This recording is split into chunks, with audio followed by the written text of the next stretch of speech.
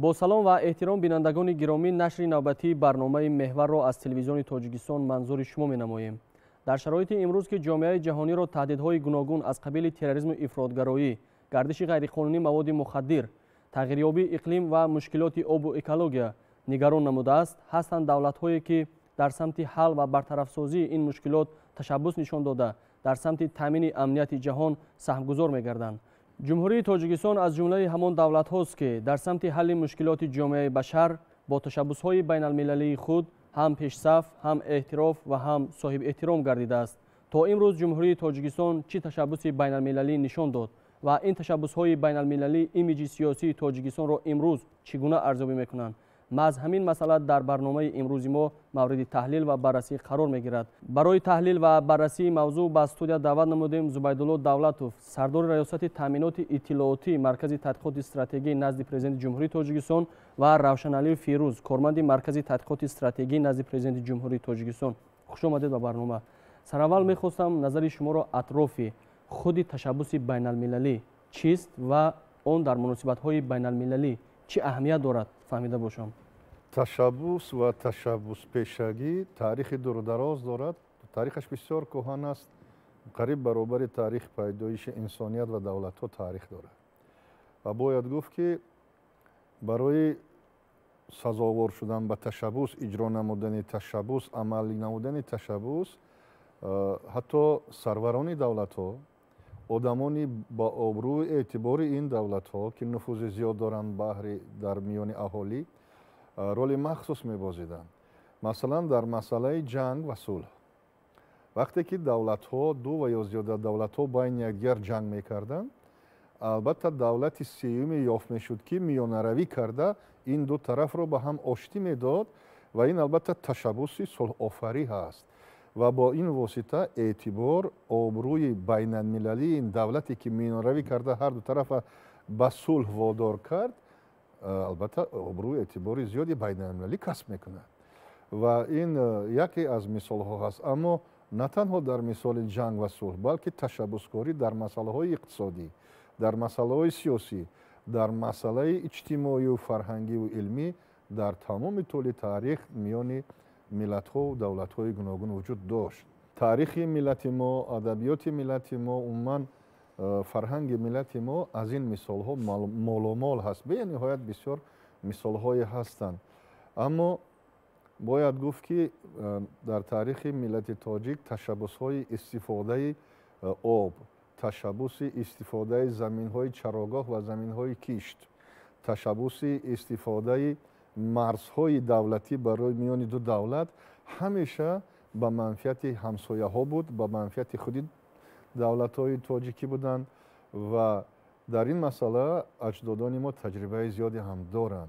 اما خود تشبث از دولت تشبثکار یا از یک شخصیت تشبثکار که سرور دولت است یا شخصیت با نفوذ است، بسیار خصلت ها و بسیار خصوصیت های نیک انسانی را طلب میکند.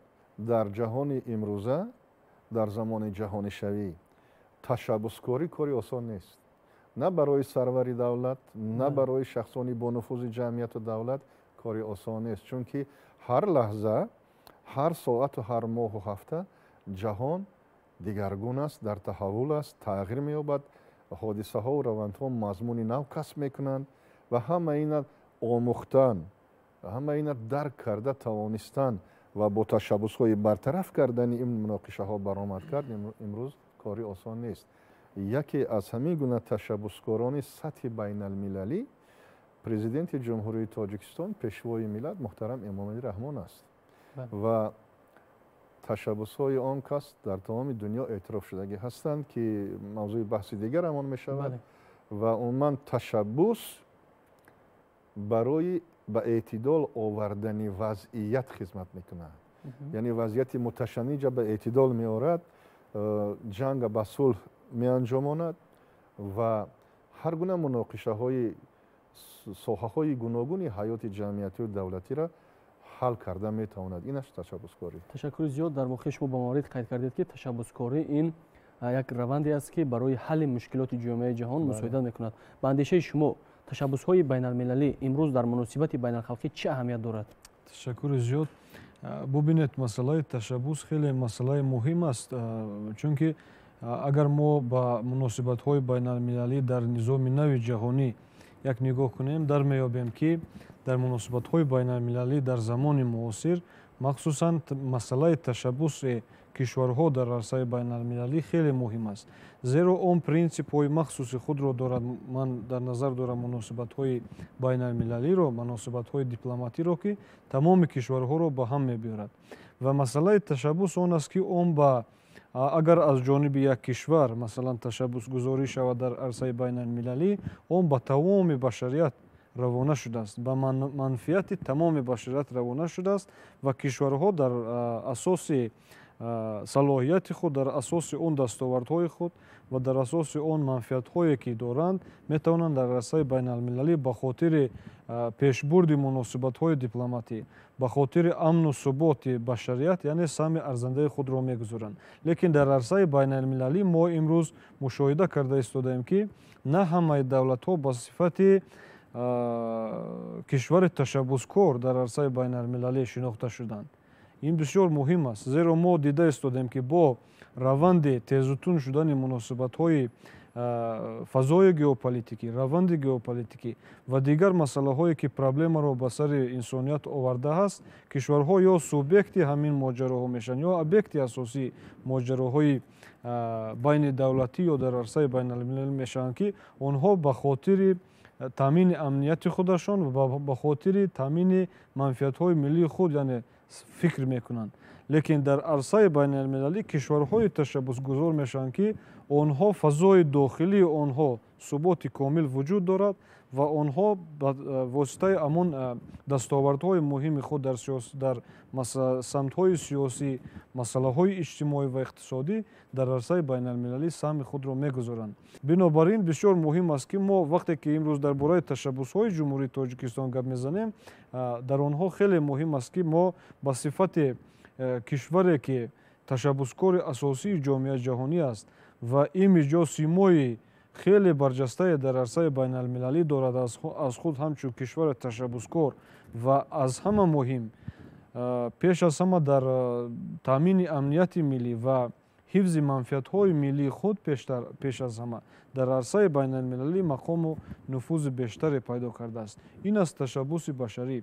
Чунки имрӯз кишварҳо ба фикри таҳлилгарони сатҳи ҷаҳонӣ имрӯз кишваре пешсаф ва муваффақ аст, ки он кишвар тавонад, ки дар арсаи байналмилалӣ ба хотири беҳбуди зиндагӣ ё ҳаёти башарият саҳм гузорад.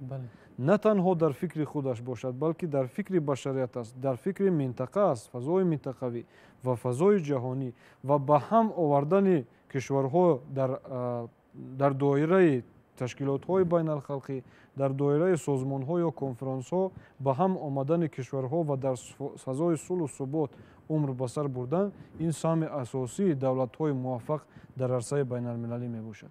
ташаккури зиёд.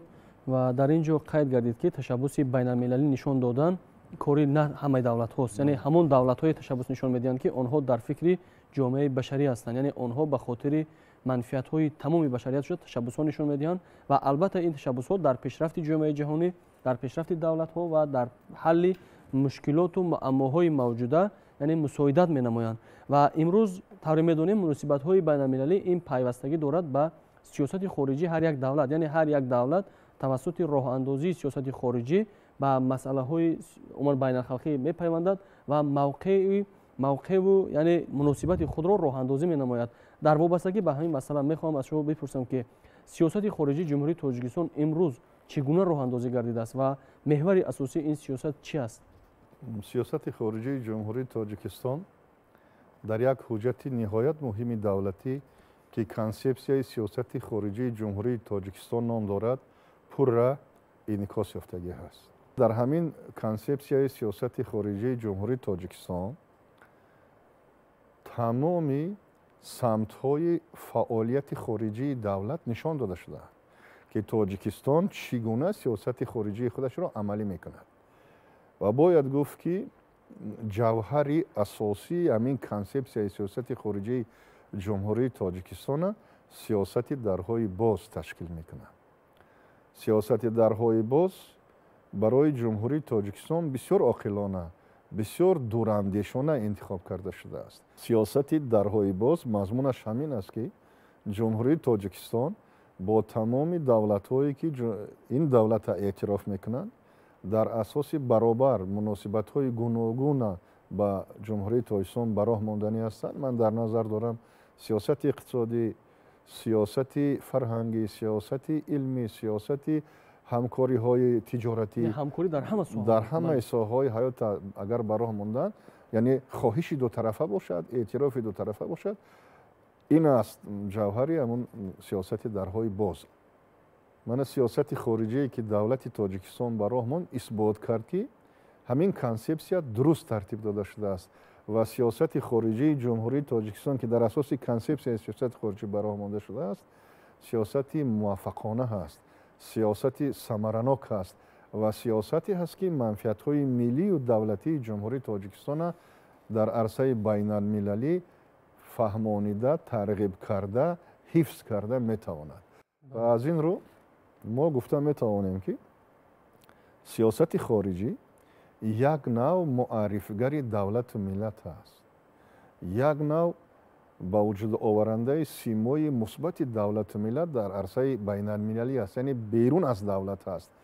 ва яке аз мақсадҳои асосии сиёсати хориҷӣ ҳам ҳамин аст, ки дар дунё, дар миёни давлатҳои дигар, дар миёни ҳамсоя кишварҳо, дар миёни давлатҳое ки додугирдҳои гуногуни иқтисодӣ доранд, ҳамин як симои мусбати давлата ба вуҷуд овардан аст, ки ин симои мусбат дар асоси дуруст ба роҳ мондани сиёсати хориҷӣ имкон медиҳад, ки ба ҷумҳурии Тоҷикистон, ба иқтисодиёти он инвеститсияҳо ёки маблағгузориҳо ворид гарданд. Ягон давлати дунё, ягон ташкилоти байналмилалии молиявӣ ба давлати ноором, бесулҳу салоҳ, ба давлати бесубот маблағгузорӣ намекунад. барои он ки ин гуна симои мусбати Тоҷикистон дар арсаи байналмилалӣ ба вуҷуд оварда шавад, сиёсати дурусти хориҷии ҷумҳурии Тоҷикистон ба роҳ монда мешавад. ин зарфи 30 соли истиқлолияти ҷумҳурии Тоҷикистон исбот кард, ки Тоҷикистон на танҳо дар Осиёи марказӣ, на танҳо дар байни иттиҳоди давлатҳои мустақил, балки дар байни тамоми давлатҳои созмони милали муттаҳид ки 200 то ҳастанд, яке аз давлатҳои муваффақе ҳаст, ки сиёсати хориҷиша дуруст ба роҳ мондааст. дар ҳалли бисёр масъалаҳои байналмилалӣ дар қатори давлатҳои абарқудрат ҳамун нуқтаи назари Тоҷикистон ҳам эътибор дорад. ин албатта бо талоши ниҳоди ваколатдорӣ ки сиёсати хориҷиро амалӣ мекунад, вазорати корҳои хориҷии ҷумҳурии Тоҷикистон, ва бо роҳбариву бо пешниҳоду бо таклифҳову бо нишондодҳои сарвари давлат ки асосгузори сиёсати хориҷии ҷумҳурии Тоҷикистон аст, ба даст меояд. ва мақсади асосии ҳар як сиёсати давлате ки сиёсати хориҷиша ба роҳ мемонад, ба вуҷуд овардан ё ташкил намудани шароити мусоиди ривоҷи давлат дар арсаи байналмилалӣ ҳаст. яъне мақсадҳоеро ба даст медароранд дар арсаи байналмилалӣ, ки ба ривоҷи иқтисодиёт, ба ривоҷи фарҳанг, ба ривоҷи илм, ба ривоҷи сиёсат дар дохили давлат мусоидат мекунад. таҷрибаҳо ва таҳлилҳо нишон доданд, ки сиёсати хориҷии ин ё он давлат аз нигоҳ ва мавқеи сарвари сиёсии он вобастагии калон дорад ва маҳз ҳамин нигоҳи миллатмеҳвар ва нигоҳи арзишмеҳвари роҳбари давлати мо буд, ки сиёсати хориҷии ҷумҳурии Тоҷикистон дар заминаи яъне таҳлилу омӯзиш ва дарки манфиатҳои миллии ҷумҳурии Тоҷикистон ба роҳ монда шуд ва то имрӯз ҷумҳурии Тоҷикистон дар самти сиёсати хориҷии худ хеле муваффақ ҳам шудааст. яъне ҳамкориҳои 30 солаи ҷумҳурии Тоҷикистон бо давлатҳои ҳамсояву давлатҳои минтақаву давлатҳои ҷаҳон, ба созмонҳои ҷаҳонӣ ворид гардидани ҷумҳурии Тоҷикистон ва эътироф гардидани ҷумҳурии Тоҷикистон аз ҷониби созмонҳои бонуфуз. яъне шумо бубинед, ки ҳанӯз соли 1992 созмони милали муттаҳид ҷумҳурии Тоҷикистонро ба аъзогии худ пазируфт ва он истиқлоли ҷумҳурии Тоҷикистон ва давлати Тоҷикистонро эътироф кард ва то имрӯз дар заминаи ҳамкориҳои дуҷонибаву бисёрҷониба, яъне ҷумҳурии Тоҷикистон бо давлатҳои минтақа, бо давлатҳои ҷаҳон, бо созмонҳои ҷаҳонӣ ба хотири ҳифзу ҳимояи манфиатҳои миллии Тоҷикистон ҳамкориҳо ба роҳ мемонад. ва албатта дар заминаи ҳамин ҳамкориҳо ҷумҳурии Тоҷикистон имрӯз яъне ташаббусҳои байналмилалӣ нишон медиҳад, ки онҳо сирф хусусияти яъне хайрияти умумро фаро гирифтанд ва ин ташаббусҳо ба хотири ҳалли мушкилоти инсоният равона гардидааст. ва ба андешаи шумо то имрӯз ҷумҳурии тоҷикистон чӣ ташаббусҳои байналмилалӣ нишон дод ва он аз ҷониби ҷомеаи ҷаҳонӣ чӣ гуна пазируфта шуд? саҳмгузории созанда, ташаббусгузории созанда дар арсаи байналмилалӣ пеш аз ҳама аз сиёсати хориҷӣ муваффақи кишвар вобастагии калон дорад. Бинобар ин мо бо боварӣ ва хушбахтии бузург гуфта метавонем, ки кишвари мо дар арсаи байналмилалӣ сиёсати муваффақона дорад, сиёсати хориҷии муваффақона дорад ва ин пеш аз ҳама аз талошҳои пайвастаи асосгузори сулҳу ваҳдати миллӣ, пешвои муаззами миллат муҳтарам Эмомалӣ Раҳмон аст, ки тавонистанд дар арсаи байналмилалӣ мақому нуфузи Тоҷикистонро баланд бардоранд ва имиҷи миллати тоҷикро ва овози миллати тоҷикро ба гӯши ҷаҳониён расонанд, ки мо ҳамчун миллати мустақил ва ҳамчун давлати соҳиби истиқлол вуҷуд дорем. Ва дар масъалаи ташаббусҳои ҷумҳурии Тоҷикистон бинед, ки кишвари мо хушбахтона аз рӯзи аввали соҳибистиқлолии худ дар фикри ҷомеаи башарӣ буд ва саҳмгузориҳое, ки аз ҷониби ҳукумати кишвар ва махсусан аз ҷониби сарвари сиёсӣ ва пешвои миллат дар арсаи байналмилалӣ, махсусан аз минбари Созмони Милали Муттаҳид пешниҳодҳо гардиданд, онҳо ба хотири оромиши башарият ва ба хотири ба ҳам омадани кишварҳои гуногун дар арсаи байналмилалӣ ва муносибатҳои дӯстонаву беғаразона ба амал овардани кишварҳо пеш аз ҳама буд ва муваффақам шудем.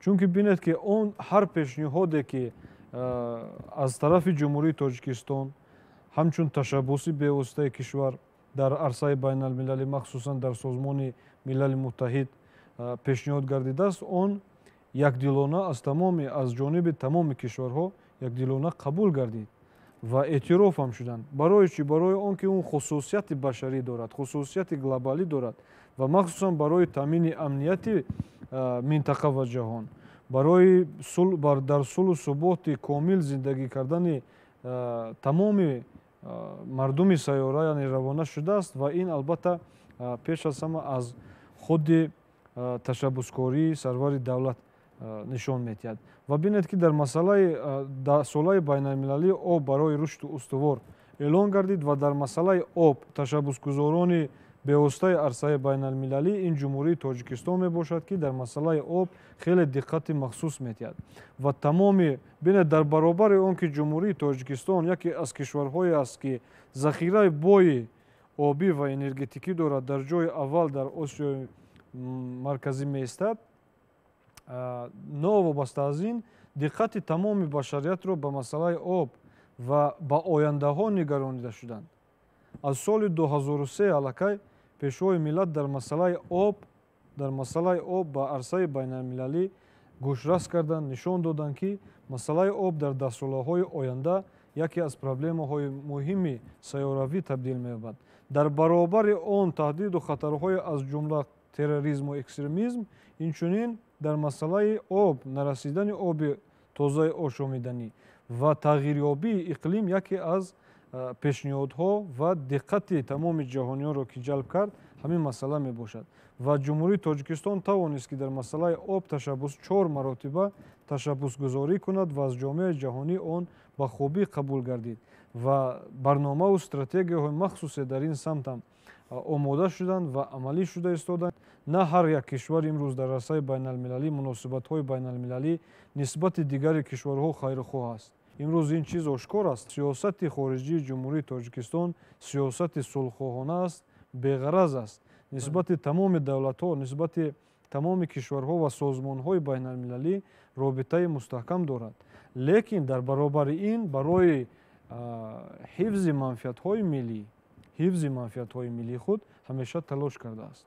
ташаккури зиёд. Шумо дуруст қайд кардед, ки масъалаи об ва тағйирёбии иқлим дар баробари дигар мушкилоти ҷаҳон аз ҷумла терроризму ифротгароӣ, гардиши ғайриқонунӣ маводи мухаддир яке аз проблемое аст, ки имрӯз тамоми сайёраро фаро гирифтааст ва дар ҳамин масъала дар самти бартарафсозии мушкилоти об ва худи шумо ҳам қайд кардед, ки ҷумҳурии Тоҷикистон бо сарварии пешвои миллат муҳтарам Эмомалӣ Раҳмон 4 маротиба ташаббуси байналмилалӣ нишон дод ва он аз ҷониби ҷомеаи ҷаҳонӣ қабул, эътироф ва татбиқ гардид.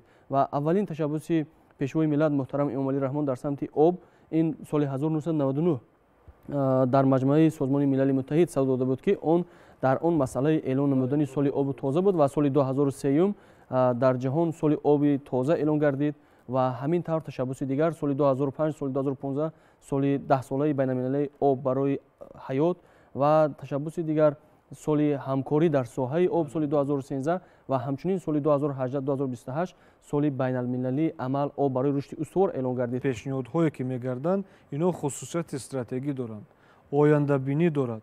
бинед ки ҳамин мушкилоте ки пешниҳодҳо аз ҷониби кишвари мо шуданд он мушкилоти башарият аст ва солҳо ва таҷрибаи кишварҳо нишон дод ки имрӯз масъалаи об ва тағйирёбии иқлим чӣ қадар проблемаи ҷиддӣ барои ҷаҳониён шудааст. имрӯз дар масъала ҳатто таҳлилгарони сатҳи байналмилалӣ ибрози андеша мекунанд ки масъалаи об, дастрасӣ ба оби тоза яке аз проблемаҳои аввалиндараҷа дар солҳои оянда мешавад ки ин бисёр муҳим аст ки давлатҳо аз ҳозир бояд яке аз таъкидҳои бевоситаи пешвои муаззами миллат ҳамин буд ки махсусан кишварҳое ки саноатӣ ҳастанд, махсусан кишварҳое ки рӯ ба инкишоф ҳастанд аз ҳозир бояд ин масъаларо бинанд ва дар тағйирёбии иқлим барои амнияти башарият яъне ташаббусгузор бошанд, бетараф набошанд, ташаббусгузор бошанд. як ташаббуси дигар дар масъалаи амнияти башарӣ ин буд ки дар мубориза бо терроризму экстремизм ки кишвари мо пешсаф аст дар ин масъала ва бинед ки он конфронсҳои сатҳи байналмилалие ки дар кишвари мо гузаштанд ин худ аз ташаббусгузории ҷумҳурии Тоҷикистон дар арсаи байналмилалӣ метиҳад ва бинед ки аз рӯзи аввали истиқлолияти худ кишвари мо ҳамчун ташаббускор ва ҳамчун тарафдори сулҳи комил дар Афғонистон баромад кардааст. ҳамин 4 ташаббус дар бораи масъалаи об. бале ҳамаи ин барои чӣ махсус пешвои миллати мо, президенти муҳтарами мамлакати мо анамин ташаббусҳои соҳаи оба пеш гирифт ва ба арсаи байналмилалӣ баровард. ин бисёр як андешаи таърихӣ ва бисёр як андешаи оқилона ҳаст ки рӯз ба рӯз, сол ба сол, масалан 10 сол, 15 сол гузаштан баъд, яъне бо вақти стратегӣ, бо дар назардошти он ки қимати об аз қимати нафт, аз қимати газ боло меравад, ин масъалаҳоро бардоштанд ва захираҳои об дар дунё инҳо нестшаванда ҳастанд, аз байн раванда ҳастанд, кам мешаванд. дар муносибати нодуруст обҳо заҳролуд мешаванд агар мо нодуруст ба об муносибат кунем. ҳамаи ина ба назар гирифта ин масъалаҳоро бардоштанд, тамоми равандҳои дигари табиат ба об алоқаманданд. вақте ки об хушк мешавад дар дарёҳо, дар кӯлҳо, дар обанборҳо, об хушк мешавад, табиат мемирад. дар дунё зиёда аз 2 миллиард одамон дастрасӣ ба оби ошомиданӣ надоранд. масалан имрӯз ки эътироф намекунад ки об қувваи истеҳсолкунанда аст? ҳама эътироф мекунанд. беоб ягон чархаи нерӯгоҳҳои обӣ чарх намезанад ва қувваи барқ истеҳсол намешавад, заводу фабрикаҳо кор намекунанд. ин як масъала. ба ғайр аз ин худи об қувваи истеҳсолкунанда аст. масалан ба воситаи дарёҳо киштиҳо борҳои бисёр зарурии иқтисодӣ, хӯрокворӣ ва технологияҳои гуногунро мекашонанд. роҳи аз ҳама арзон роҳи обӣ ҳаст барои давлатҳо. ин масъалада аҳамият дорад.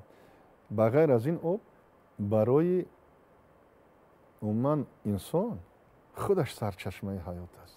дар ин сурат ҳамон ибораи об ҳаёт аст бисёр актуалӣ ҳаст. яъне ҳам барои ҷомеа, ҳам барои табиат ва ҳам барои тамоми пешрафти ҷомеаву табиат ва истеҳсолот об як нерӯи асосӣ ҳаст. аз ин рӯ агар давлатҳои ҷаҳон ба ин масъала бо ташаббуси президенти кишвари мо 4 ташаббус исбот кард ки аллакай диққати зиёд дода истоданд, таваҷҷӯҳашон ҷалб шудааст. ва набинед ва бо иттифоқи ором мегӯем тасдиқ карданд зиёда аз 190 давлати дунё ташаббуси 4-уми ҷумҳурии Тоҷикистон анамон об барои рушди устувор барои солҳои 2018-2028 тарафдорӣ карданд. тӯли таърих ҳазорон ҷангҳо дар бораи ана ҳамин бар масъалаи асосияшон об буд. баъди ҷанги дуюми ҷаҳон олимон имрӯз ҳисоб карда баромаданд ки зиёда аз 507 муноқишаҳои байналмилалӣ ба об марбут аст ба масъалаҳои об имрӯзҳо нем 50 соли охир. ана бинед ки чӣ қадар масъалаи об масъалаи муҳим аст ва аз ин рӯ масъалаи об масъалаи амният аст. масъалаи об масъалаи суботи давлат аст.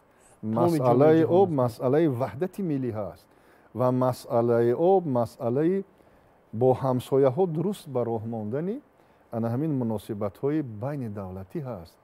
имрӯз ҳастанд масалан дарёҳои фаромилӣ ки аз байни чандин давлатҳо мегузаранд. пешвои миллати мо чандин маротиба таъкид карда буданд ки мо оба бо ҳамсояҳо тақсим мекунем, мо ҳамсояҳоро беоб намемонем ва солҳои баъдина исбот карданд ки президенти мо ҳақиқатан ҳокими сухани худаш аст.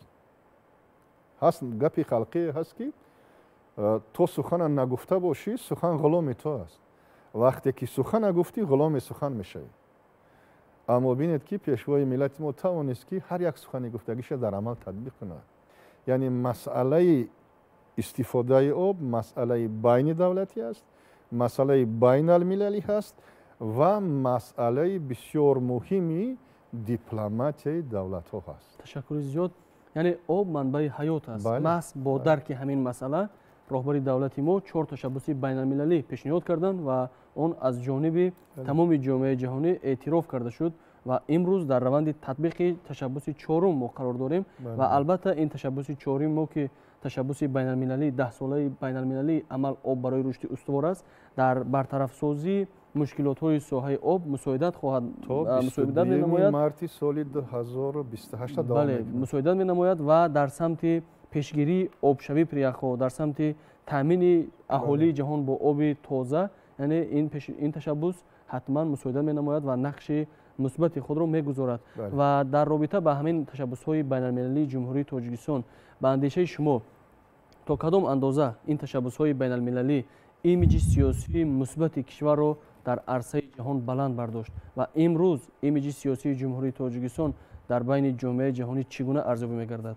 сарвари кишвари мо аз рӯзи аввали истиқлолият ва аз рӯзи ҳамчун президенти кишвар интихоб шуданашон шиорашон ман ба шумо сулҳ меорам дар амал исбот кард ки ин сухан на танҳо ба сиёсати дохилии тоҷикистон дахл дорад балки дар арсаи байналмилалӣ ҳам пешвои миллат ба ҷаҳониён сулҳ мехоҳад ва сулҳ оварданд ва амнияти башариро мехоҳанд ва амнияти башариро таъмин карда истоданд. ин чиз воқеӣ аст ва инро созмонҳои байналмилалӣ эътироф мекунанд ки ин хушбахтии бузурги ҳар як фарди тоҷик аст. яъне воқеияти инкорнашаванда аст. албатта бинед ки ташаббусгузории пешвои миллат бинед ки кишварҳои имрӯз дар фикри абарқудратӣ дар фикри тақсимоти ҷаҳон дар фикри муноқишаҳо ва боз ҳам ташкил кардани созмонҳои террористиву маблағгузорӣ ҳастанд дар фикри сиёсатҳои духура ҳастанд. ин чиз ошкор аст. лекин кишвари мо ҷумҳурии тоҷикистон бо сарварии пешвои миллат кишваре ҳаст ки сулҳхоҳ аст, сулҳдӯст аст ва сулҳофар аст. мо имрӯз дар арсаи байналмилалӣ ҳамчун кишвари сулҳофар шинохта шудаем. мо ҳамчун кишвари ташаббускор ва ҳамчун кишваре ки шиораш сулҳ аст дар арсаи байналмилалӣ мавқеи худро устувор кардем ки эътироф гардидем. ин ҳақиқати бебаҳс аст. ҷумҳурии тоҷикистон минбаъд ҳам барои кишварҳои ҷаҳон хоҳони сулҳ аст, хоҳони суботи комил аст ва хоҳони ваҳдати комили сартосарӣ аст ва муносибатҳои дипломатиро густариш медиҳад. ин қудрати бузурги кишвари мо аст. ин қудрати миллати мо ҳаст. ин албатта қудрати миллати мо ҳаст ки мо ҳамчун миллати тамаддунофар ва миллати беғараз ва миллати ташаббускор дар арсаи байналмилалӣ нақш дорем. ва бинед ки хушбахтӣ дар куҷо аст ки вақте ки раиси созмони милали муттаҳид масалан дабири кулли созмони милали муттаҳидам дар масъалаи тоҷикистон дар масъалаи самгузории тоҷикистон аз худи минбари созмони милали муттаҳид сухан ронданд. сиёсатмадорони бузурги ҷаҳонӣ имрӯз аз ташаббусгузорӣ ва нақши ҷумҳурии тоҷикистон дар фазои геополитикӣ ҳарф мезананд ки ин ҳам хурсандиовар аст.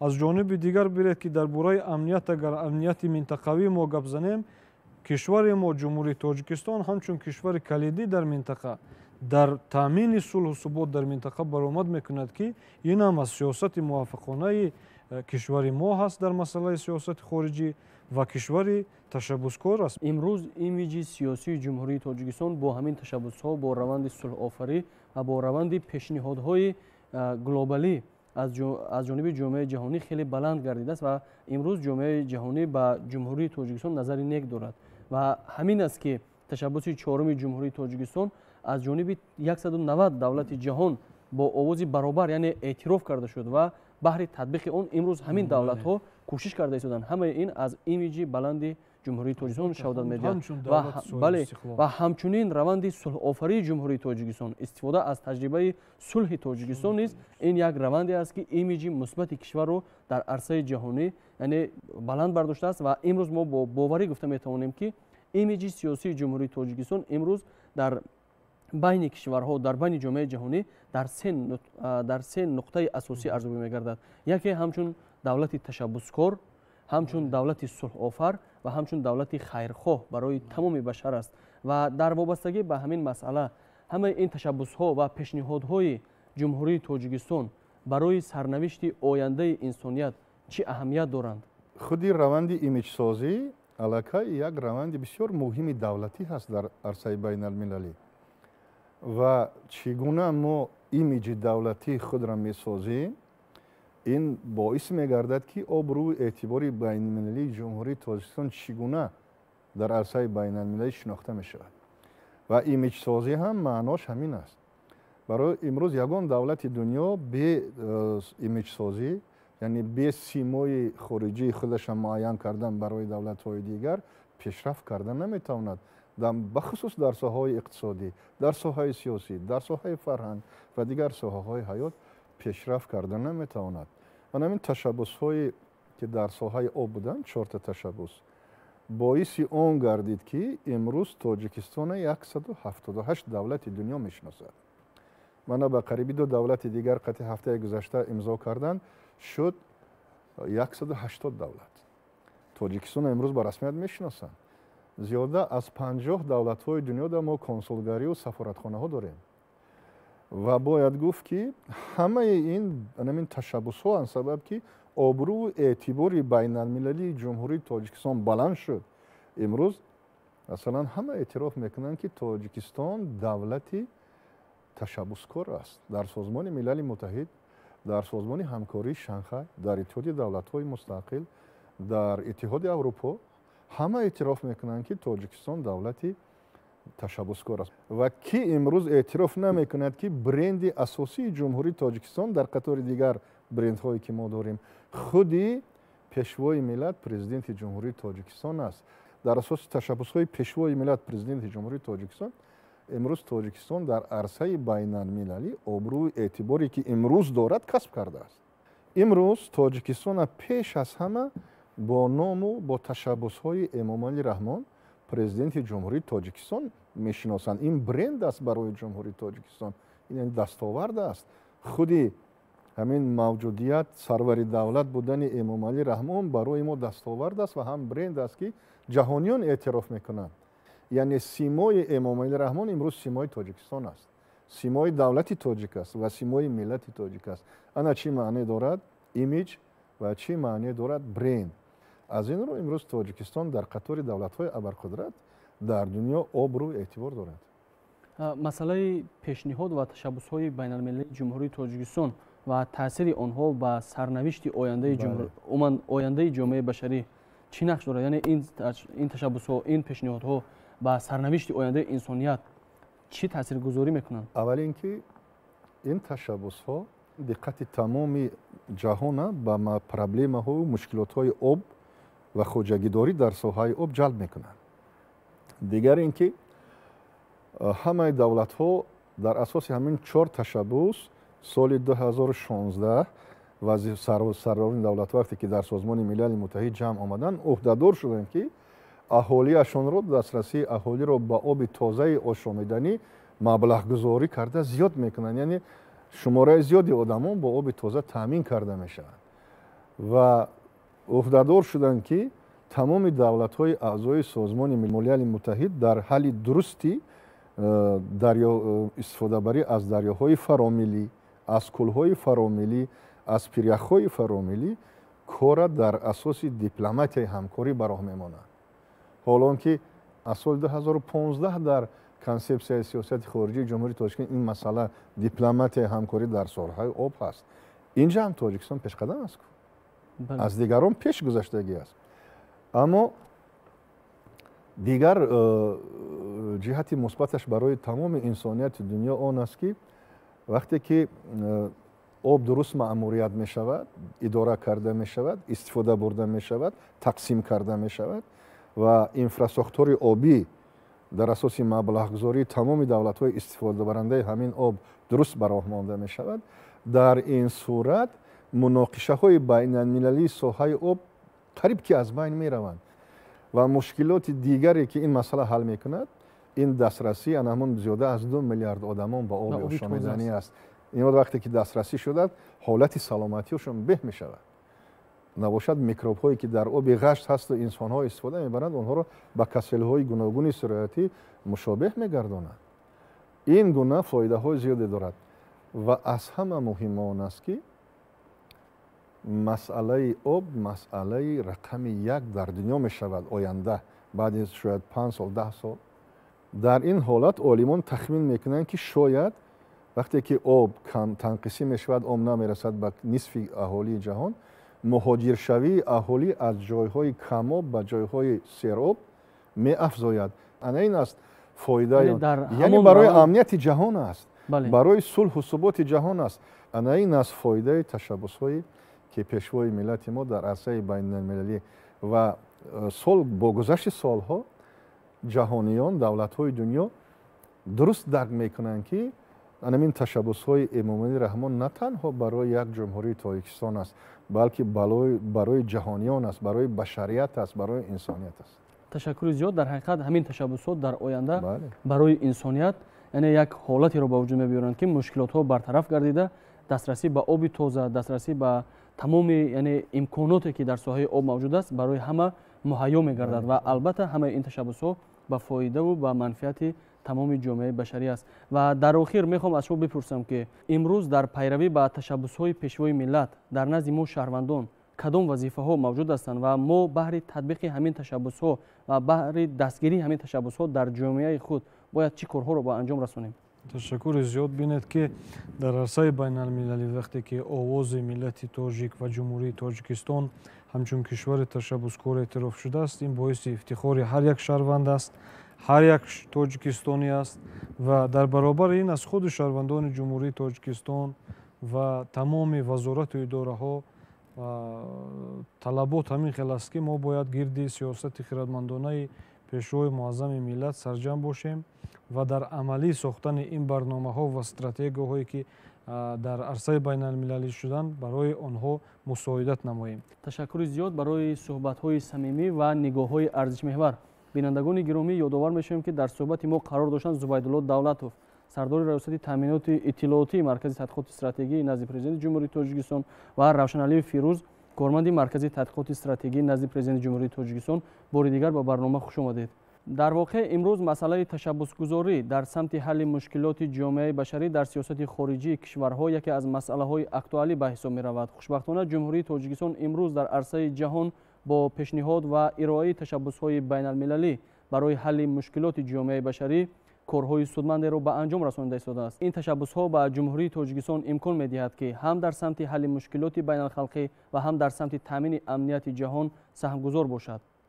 бо ташаккур ва сипос аз шумо бинандагони гиромӣ, барномаи меҳвар дар ин ҷо ба анҷом мерасад. бо телевизиони Тоҷикистон бимонед.